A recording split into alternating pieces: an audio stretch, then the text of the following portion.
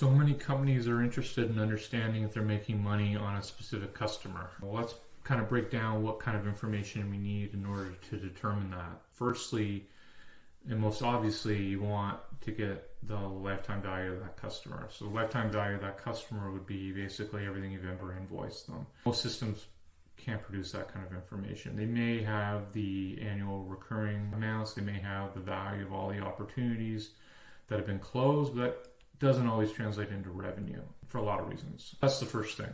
What is the lifetime value of that customer? The second thing you need to understand is what's the cost associated to that customer. So costs, a little bit tricky, right? So there's customer acquisition cost. So that's very hard to track on a direct model. So typically we've accepted the cost of a sales magic number or the cost of acquiring a customer more broadly, which is typically the number of dollars you spend on sales and marketing over the number of customers that you've added. So if you were in, more specifically, number of ARR dollars you've added. So for example, if you add $1 in ARR, maybe your costs are $1 to get that ARR. So on a $50,000 deal, you would assume that the cost of customer acquisition is $50K. That's one cost. The second set of costs is, of course, what did it take to implement that customer? So for a lot of B2B companies, there's some sort of human involvement, customer success, onboarding, professional services to get a customer using your product. So you want to accumulate that cost as well. Now, some of that might have a revenue component, but that again goes to the lifetime value. So we got that covered. The third cost component, so we have the cost of customer acquisition, the cost of onboarding them. The third cost is what does it take to support that customer?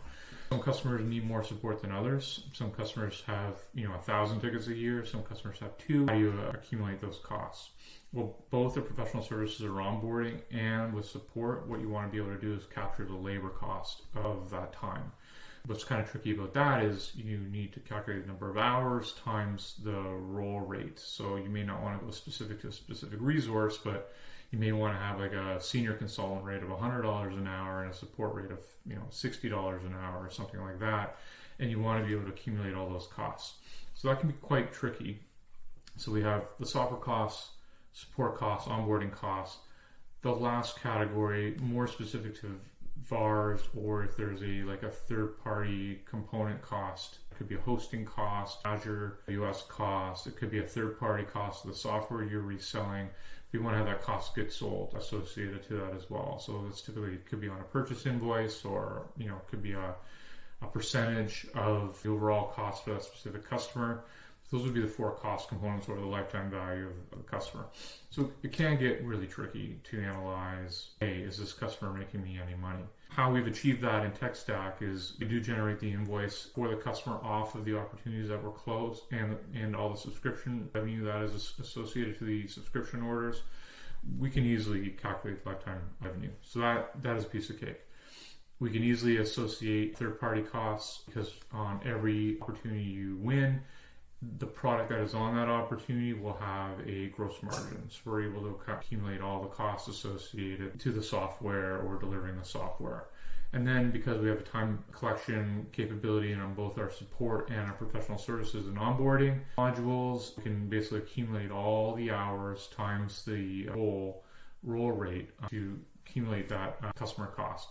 All that lives on the account. So you can very easily get the lifetime, you get the ARR on a customer, the lifetime revenue on a customer, lifetime cost, and gross margin all on an account record within the system. And that's how you get the answer, am I making any money on this customer?